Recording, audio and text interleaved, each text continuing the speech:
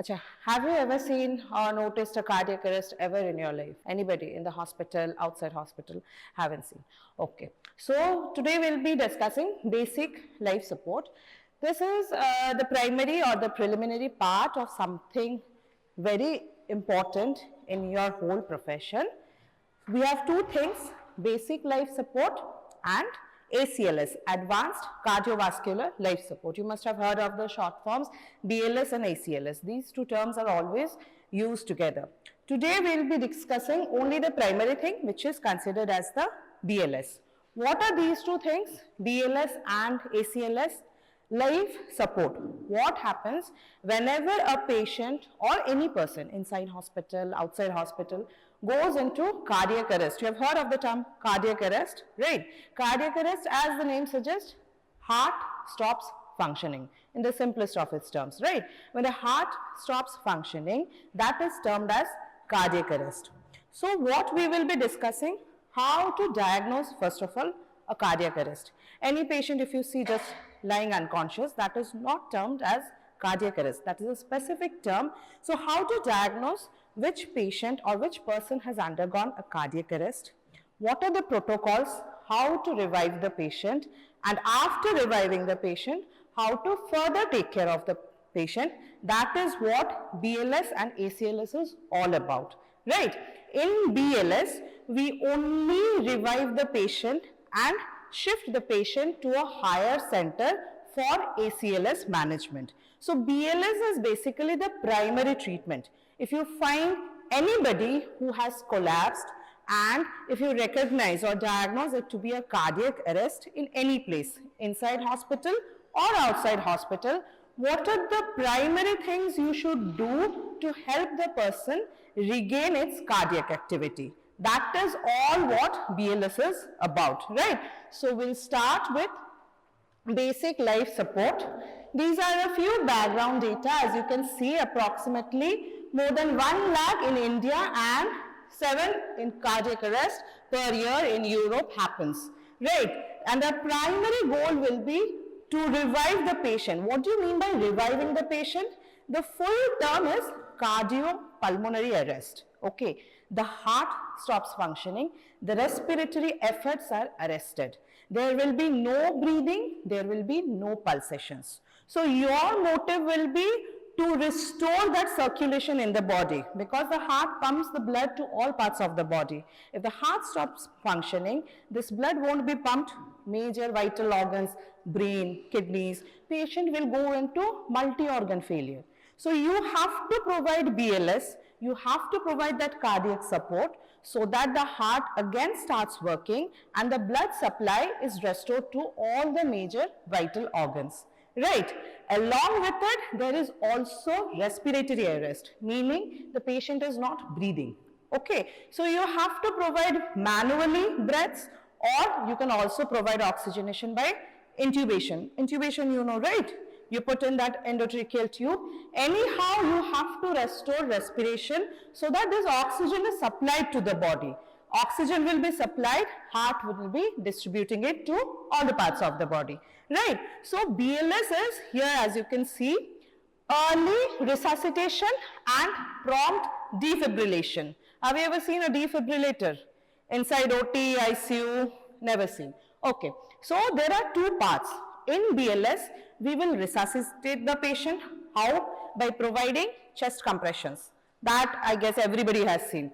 So we'll be providing chest compressions as there is cardiac arrest. We'll be providing artificial or manual breaths to the patient as there is respiratory arrest. And this last part, prompt defibrillation. What is that? Whenever there is cardiac arrest, what you will find in the ECG? There are certain rhythms called ventricular tachycardia, ventricular fibrillation, right? Asystole, pulseless electrical activity. These are the 4 common rhythms you get in your ECG whenever a patient undergoes cardiac arrest. Normal ECGs you have seen, sinus rhythm you will find, you will have patients with atrial fibrillation, deranged ECGs, you will have patients with heart blocks, but in cardiac arrest there will be only 4 types of rhythms. Either it will be asystole. What is asystole?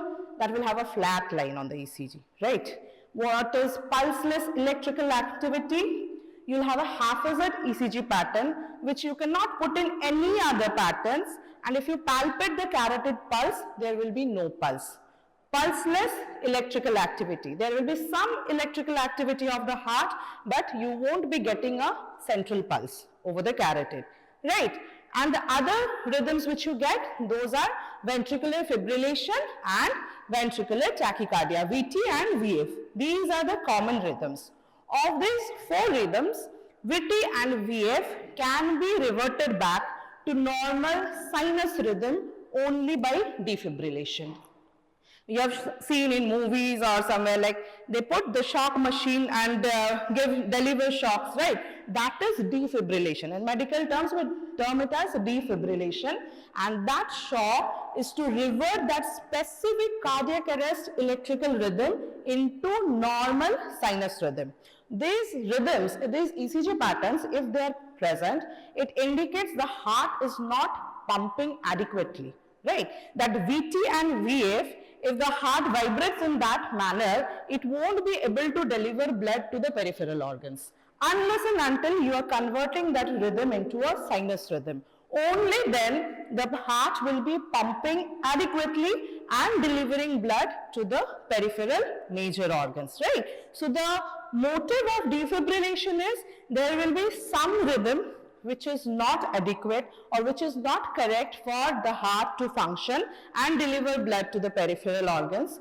You will be using a defibrillator so that the rhythm is converted back into a sinus rhythm and the heart can pump adequately or function adequately and revive the patient. So early resuscitation, that is by chest compressions and manual breaths, and prompt defibrillation. These are the 2 important parts or 2 important aspects of BLS. Remember, in BLS, we do not use any sort of medicine or drug. No drugs are used. In BLS, we do not use any medication. It is all chest compressions, which is done manually. Respiration, breaths are provided, done manually, and defibrillation, that also is done manually. No IV drugs or any other drug is used in a BLS protocol. Whereas in ACLS protocol, which is the other part of the cardiopulmonary resuscitation protocol, every sort of antiarrhythmogenic drugs are used. Why antiarrhythmogenic? As I told you before, the heart will go into some sort of arrhythmia, some sort of irregular pattern in cardiac arrest. To revert it back, only shock might not be adequate in all the cases. That is where you will be requiring all sorts of antiarrhythmogenic drugs. But those we won't be discussing today. Those are parts of the ACLS protocol. That is the major difference, right? In BLS, you will not be dealing with any sort of drug. It will all be done manually. It can be done in any place, anywhere, by any person. It's not mandatory. A doctor will only be providing BLS, right? You must have heard of stories like in airports, patients are revived after cardiac arrest. They are all doing BLS protocol. ACLS can only and only be done in a proper hospital environment with all the equipments. Okay. These are a few names. James Elam, he first demonstrated CPR. Peter Suffer, he's considered as the father of modern CPR. You guys don't have that mannequin. The mannequin where we practice CPR, that is a female model. That is, her name is Risasi Annie, and this was made by Asmund Lardell. He was a toy shop owner. He gave the face to that mannequin and it's named as Risasi Annie, right? So these are few very important definitions. BLS, these are the sequences of procedures which are performed to restore circulation after a sudden cardiac or pulmonary arrest until they can be given full medical care at the hospital. So this is important, medical care at the hospital. Why? Because that's where we shift on to the ACLS protocol. BLS can be provided in hospital or outside hospital, right? Cardiac arrest, simple terms, cessation of all cardiac mechanical activities. The heart will stop functioning. That's what cardiac arrest is about. And CPR is that emergency maneuver which is performed for reviving a patient with cardiac arrest to restore spontaneous circulation and respiration. So all the chest compressions that we do, that is because that we are making the heart pump artificially. The heart is supposed to pump normally. This term, spontaneous circulation, the motto of CPR is called return of spontaneous circulation. You are making the heart pump artificially for some time so that you give the body to restore its circulation spontaneously, so that the heart is not required to be made pumped artificially. It will do its work on its own. During that time, you are making it do it so that the blood circulation to the peripheral organs is not hampered, right? Goals to maintain oxygen and blood supply to vital organs, restoration of spontaneous circulation during CPR, minimizing post-resuscitation organ injury, improving the survival and neurological outcome. This chart has come very bad. I'll tell you in details. So how do you activate a BLS protocol? Suppose you are having a patient in an unconscious state, non-responsive state. Can be inside hospital, can be outside hospital. First, we'll take outside hospital. You might see someone with a road traffic accident. Very first thing which you will do is verifying the scene safety. A patient is lying unconscious, don't just simply go and start CPR. First, see if that place is safe.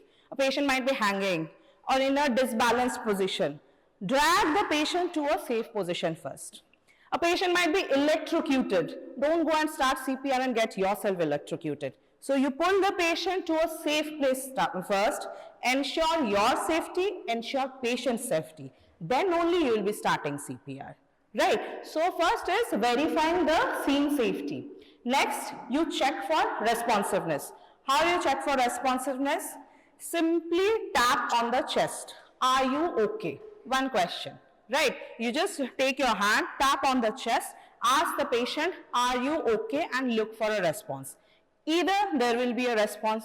Suppose a drunk person is lying down, he might or might not respond, or there will be no response. If the person is responding, put the person in a safe place, monitor whether he is having any other problems, and you simply call for help, any medical help.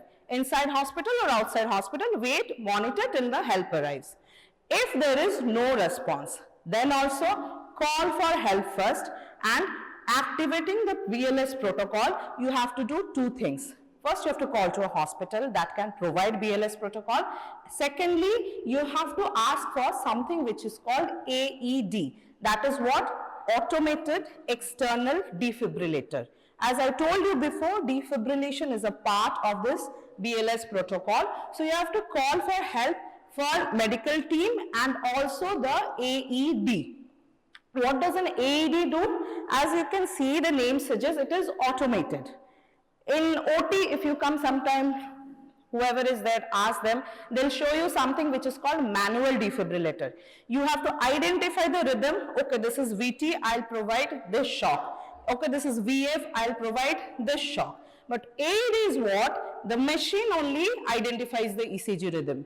It will not ask you, or you don't have to identify what the rhythm is. The machine will identify whether it is a VT, whether it is a VF, whether it is a PEA or an asystole, and accordingly deliver shock. Right? So first thing, you have to ask for help to a nearby hospital or to a medical team, and you have to ask for an AED. So you check scene safety, whether the place where you are planning to provide CPR, that is safe or not. Next, you check responsiveness of the patient. Simply tap on the chest and ask, are you okay? If there is no response, call for help, ask for an AED. Okay, once you have done all this, what you have to see next? Next, you have to focus on two things. I told you cardiopulmonary arrest, so breathing and pulsations. These two things you have to check. Go to the head end of the patient. If the patient is in the ICU or in the OT or outside also, go to the head end. Put your fingers on the carotid pulse. Right. No peripheral pulses are seen when you are suspecting a cardiac arrest. Peripheral pulses might be absent if a patient is suffering from hypothermia, but central pulse will always be there. Only and only in cardiac arrest, the central pulse goes off. So go to the head end of the patient, check for the carotid pulse. At the same time, keep your eyes on the chest to look for respirations. Right? So pulsations as well as respiratory movement. For how long you are supposed to do this? Not forever or not in the blink of an eye, right? There's a proper time, 10 seconds.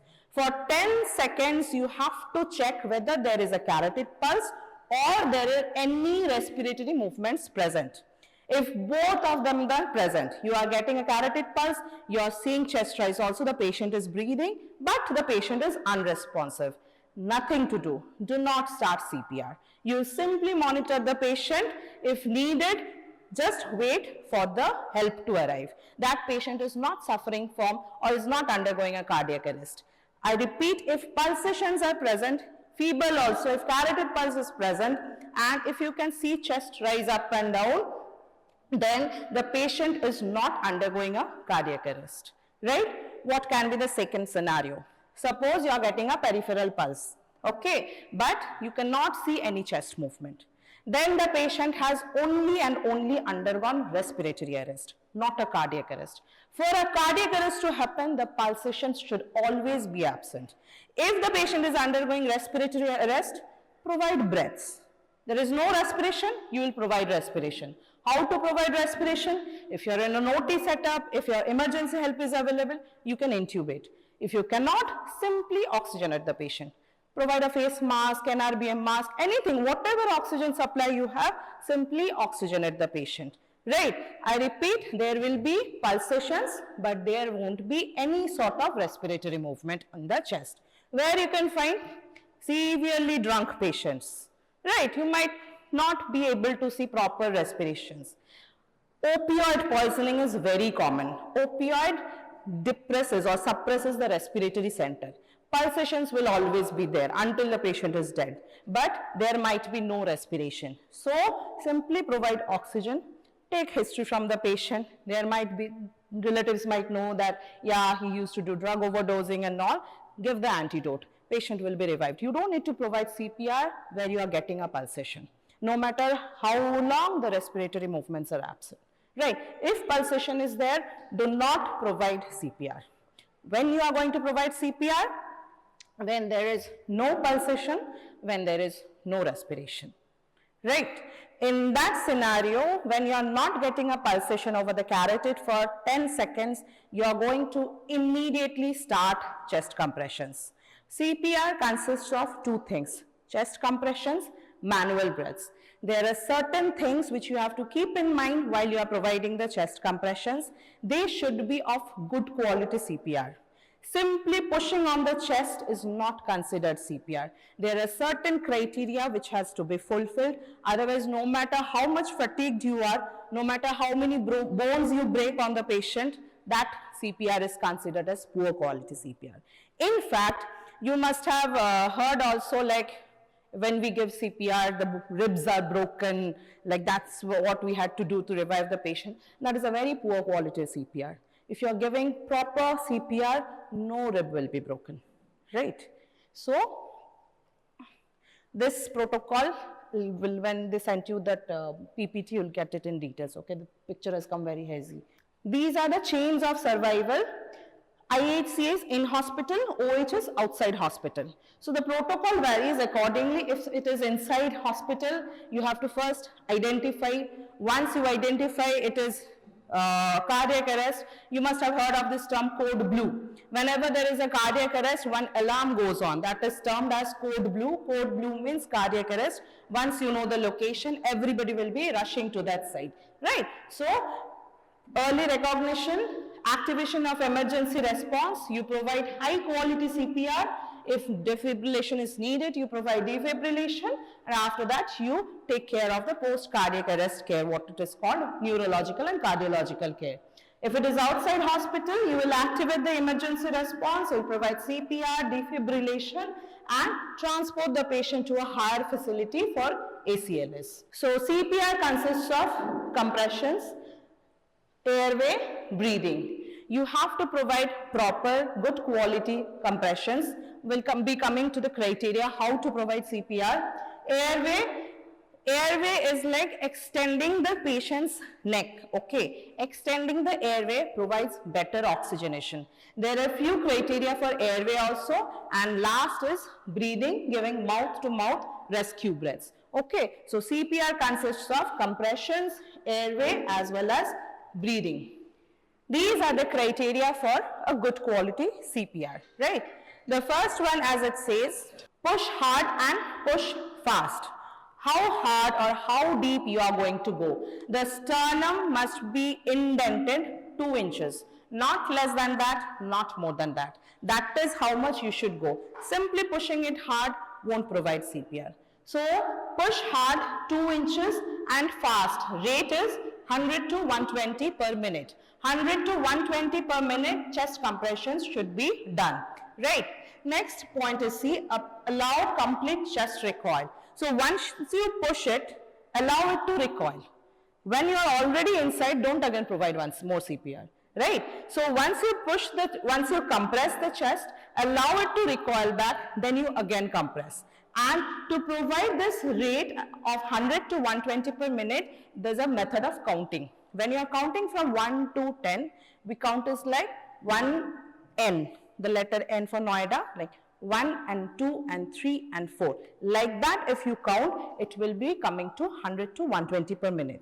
After 10, simply 11, 12, 13, that much duration is enough. But for 1 to 10, you will be counting 1 and 2 and 3 and 4 and 5 and 6 and 7 and 8 and 9 and 10. Right? So that is the rate which you have to maintain. Either you count loudly or in your mind, but that is the rate you have to maintain to provide 100 to 120 compressions in 1 minute. Okay? And this 2 inches, same, you will be going 2 inches down on the sternum and let it come back fully. Then you apply the compression again. Next point is minimizing interruptions. Why will interruptions come? Because a person becomes fatigued. Okay, so it is better if 2 people are there. When one person is fatigued, the other person will immediately take over, minimizing the gap or duration between 2 persons. So minimize interruptions in between compressions. Avoiding excessive ventilations, meaning for 30 compressions, you have to provide 2 breaths, not more than that. After you are done with 30 compressions, like that I told you 1 and 2 and like that up till you count to 30, then you stop, you provide 2 manual breaths. 2 breaths also, not simply providing breaths, there has to be a gap of 1 second, and that you calculate by, first you give a breath 1, then you say 1001, like that. That is 1 second, and then you give the second breath. Not just simply providing 2 breaths. Okay, so you give 1 breath, 1001, second breath. Okay, so after 30 compressions, you give 2 breaths, then again continue with the chest compressions of 30. Once one person gets fatigued, the other person will be taking over with chest compressions. Last 2 criteria you see, quantitative waveform capnography. Have you ever seen or heard of something called EtCO2? I don't think. It's the expired tidal of CO2 pressure. This for now you will not be understanding unless you go to the OT and see a patient in general anesthesia. So EtCO2, that is one criteria. If it is less than 10, it will be coming in the monitor. And again, this is only in case of intubated patient. This you cannot see in a non-intubated patient. Only if the patient is intubated, connected to a EtCO2 monitor, then only you can see the EtCO2 value. If that value is less than 10, it is considered as a poor quality CPR. But what you can see is the intra-arterial pressure. If the diastolic blood pressure is less than 20, that is also considered as bad quality CPR. Why? Because as I told you, you are making the heart pump. If your CPR is not adequate enough, if your chest compressions are not adequate enough, blood will not be going to the periphery. And if blood is not going to the periphery, how will the blood pressure rise? Blood pressure depends on the blood volume. So if blood pressure, diastolic blood pressure specifically, is less than 20 millimeters of mercury, that is also considered as bad quality CPR. So while providing the chest compressions, push hard, push fast, 2 inches depth, 100 to 120 per minute. Minimize the interruptions. Allow the chest to recoil. If the patient is ventilated, look for EtCO2 values. If not, look for the diastolic blood pressure value. It should be more than 20 millimeters of mercury. 20 millimeters of mercury, and you should rotate the compressor every 2 minutes, or whenever the person is fatigued, change or shift on to the other person, right? BLS do's and don'ts. Simply that only has been outlined. Perform chest compressions at 100 to 120 per minute. Compress to a depth of 2 inches. Allow full recoil after each compression. Minimize the pauses in between the compressions, and ventilate adequately. That is, as I said, after 30 compressions, give 2 breaths. Again return back to compressions, and then again give 2 breaths to the patient. When not to start CPR? Scene is unsafe. The very first thing, whenever you see a outside hospital cardiac arrest, first thing is to ensure your safety as well as the patient's safety. If the scene is unsecure, it is not safe, don't provide CPR, right? Next is patient breathing normally. Like the second case I discussed, both pulse is present, respiration is also present, don't provide. Pulse is present, respiration is absent, don't provide. Don't provide CPR if pulse is present. You look for other causes why the patient is unresponsive. Obvious clinical signs of irreversible death like rigor mortis or decapitation. Valid signed DNR. What is DNR? So in ICU specifically, there will be some patients who will become so chronic, no matter what you do to them, there will be no further improvement in their outcomes. Okay, they are solely dependent on vasopressors for maintaining their blood pressure. They are solely dependent on ventilators for maintaining respiration. So sometimes for them, the decision of DNR is taken. Like even if the patient goes into cardiac arrest, we are not going to attempt to revive the patient. He must have had previous cardiac arrests also. They somehow have revived the patient. Like revived meaning there is circulation, there is pulsations, but the patient has gone into a vegetative or coma state. This is like one example I'm giving. That cases, that scenario, some consultants will take the decision of do not resuscitate. Even if the person goes into cardiac arrest now, do not apply chest compressions or do not go for resuscitation. That is termed as a DNR patient, where the decision has already been made not to resuscitate the patient because that won't be improving the neurological or any outcome of the patient. So in such DNR patients, we do not provide CPR. Okay. When to stop CPR? The very first indication, if the patient is revived. There is return of spontaneous circulation. That is what we are intending to do, to return the spontaneous circulation. So if there is return of spontaneous circulation, you have to stop CPR first. Next, if the CPR providers become fatigued, obviously. Last two criteria is very important. This EtCO2 values, if they're persistently less than 10, you have intubated the patient, you have connected to an EtCO2 monitor. If it is persistently less than 10 for 20 minutes, or even after providing CPR, good quality CPR for 20 minutes, there is no sign of return of spontaneous circulation in the patient, you stop the CPR. In simple terms, 20 minutes is the time which is considered to provide chest compressions and breaths, drugs and everything, BLS, ACLS, every protocol. After 20 minutes of trial, if there is no sign of return of spontaneous circulation, we stop CPR. More or less, an attempt is made till 20 minutes until we declare that we'll be stopping CPR. Right? So, when to stop CPR? First is if there is return of spontaneous circulation, then you shift the patient and look for the cause causing cardiac arrest, correct the cause. If the compressors get fatigued, If the EtCO2 values are less than 10 persistently for 20 minutes, or if after providing good quality CPR for 20 minutes, there is no sign of return of the spontaneous circulation. So those were about compressions. We had that CAB protocol, compressions and breaths, 30 compressions, 2 breaths. Next is A, airway. How to manage the airway? Okay, bag mask ventilation. In the OTs, I guess everybody have been inside the OTs. You have seen the mask which is provided while giving GA to the patient, and somebody will be there who will be doing pressures on the bags. Okay, that is the bag. This is the mask. Bag mask ventilation is with the bag we ventilate the patient actually.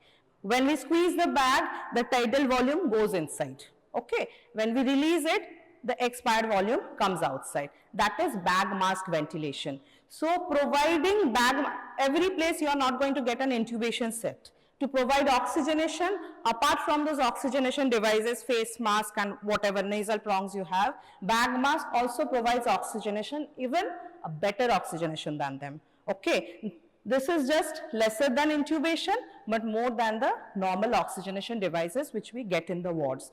So bag mask ventilation is to be provided in what position of the patient? First thing is you have to tilt the head. Okay, that is extending the head. That is called head tilt. 3 maneuvers are done: head tilt, chin lift and jaw thrust. Okay, all these maneuvers will open up the airway so that oxygen easily reaches out to the lungs. First thing is extension, which is termed as head tilt. Next, what you will do? Chin lift. If the patient is unconscious, the chin actually falls back. When the chin falls back, the tongue also will fall back. When tongue falls back, the airway becomes obstructed. So if you do a chin lift, the tongue will also come forward.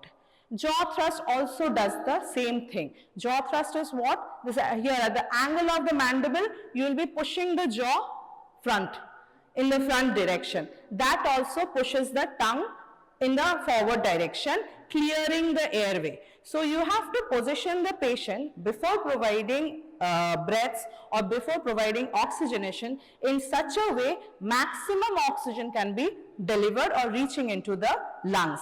For that, you will be extending the neck, that is called head tilt. You will be lifting up the chin lift, and pushing the jaw at the angle of the mandible, which is called as jaw thrust. In this position, if you ventilate the patient, if you provide bag mask ventilation to the patient will be oxygenated and ventilated better. Okay, so that is how you take care of the airway. Other things for the airway, suppose you get a drowning patient will be having things in his or her mouth. You clear up the airway, you do suctioning of the airway to clear the airway. But the main maneuvers, which is called double maneuver or triple maneuver, when you do 2 things, that's called double maneuver. When you do all the 3 things, head tilt, chin lift and jaw thrust, that's called a triple maneuver. So you apply all those maneuvers to enhance the oxygenation or clearance of the airway, right?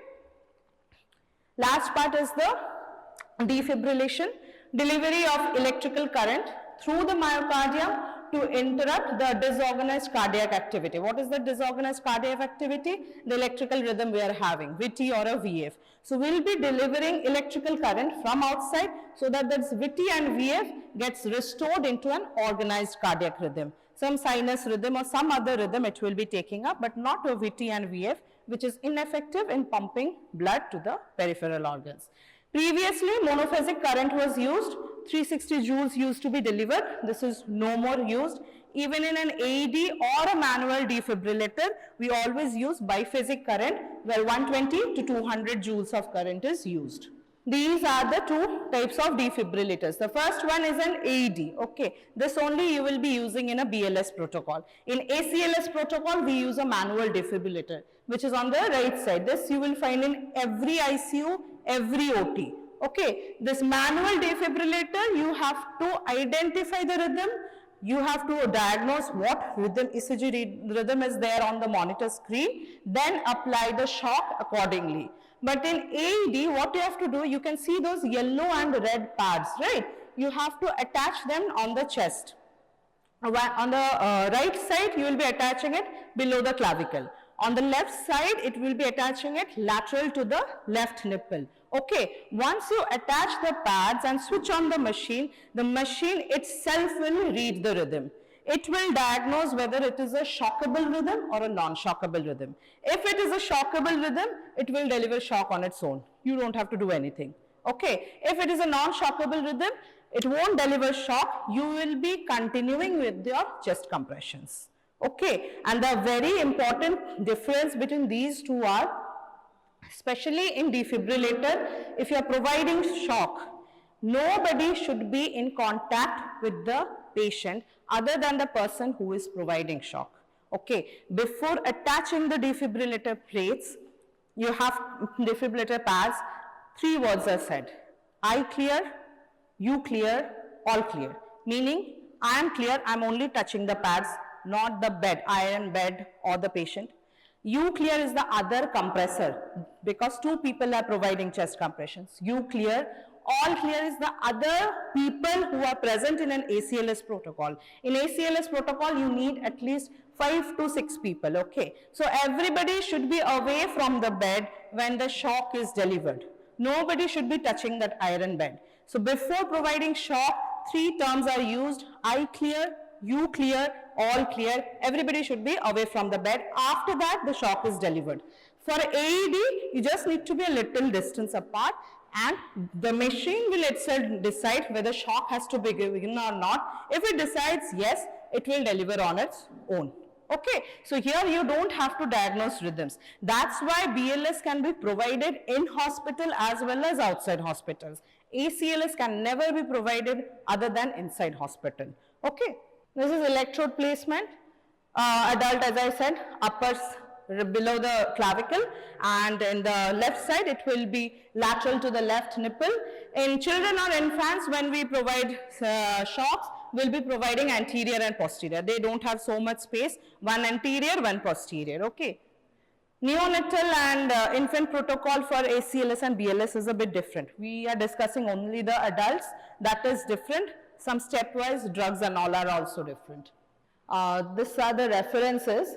AHA protocol, everybody download this protocol and study, okay? Both for BLS and ACLS. Others are few references, but the AHA reference, that is only followed worldwide.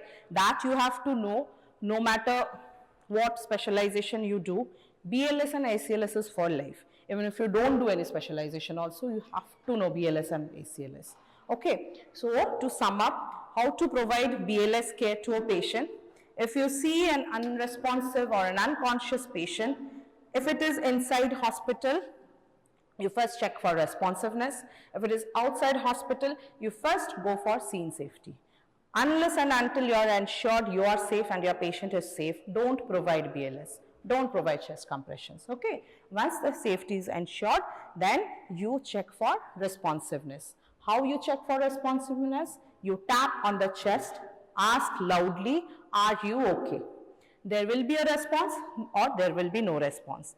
If there is a response, monitor the patient till help arrives. If there is no response, again call for help and call for an AED too. Once during the time when they arrive, then you are going to check for pulsations and respiration. How to do that?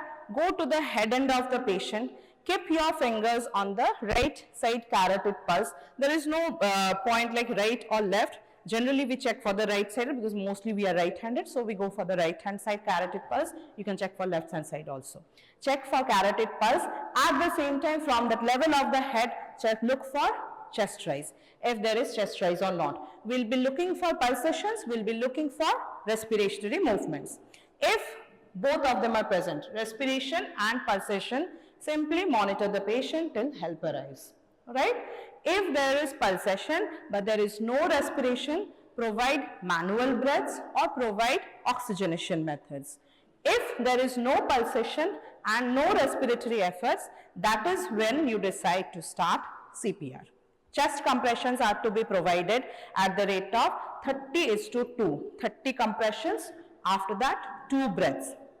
Then revert back to 30 chest compressions. How are the chest compressions to be provided? Push hard, push fast. 2 inches depth and 100 to 120 per minute should be the red. Where you should provide? You should provide at the lower half of the sternum.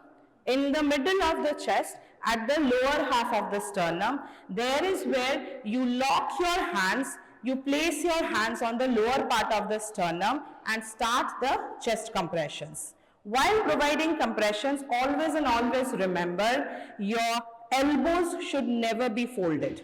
It should always be straight. While providing, do not lean on the patient. That will put more pressure on the patient.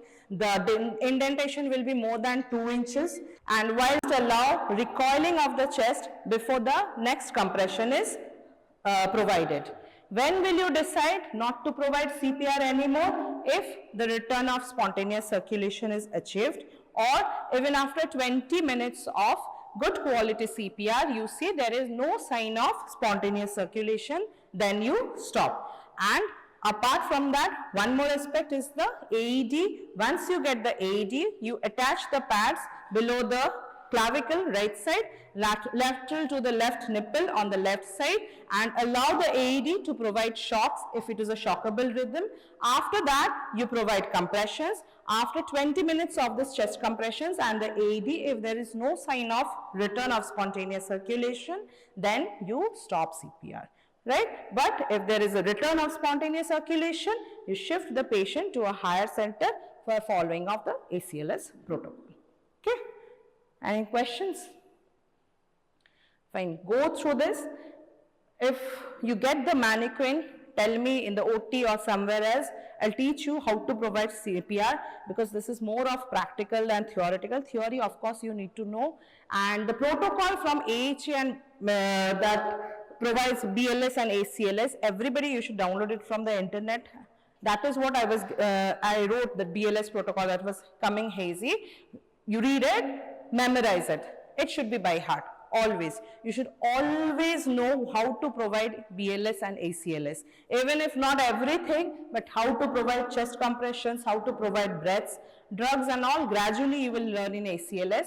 But BLS protocol, everybody should know. Right? It's a very basic thing and it will be needed like throughout life. So read it by heart, the protocol by AHA, that is followed worldwide. You will be getting other protocols also, but the one which is followed by AHA, American Heart Association, that only is followed worldwide. Okay?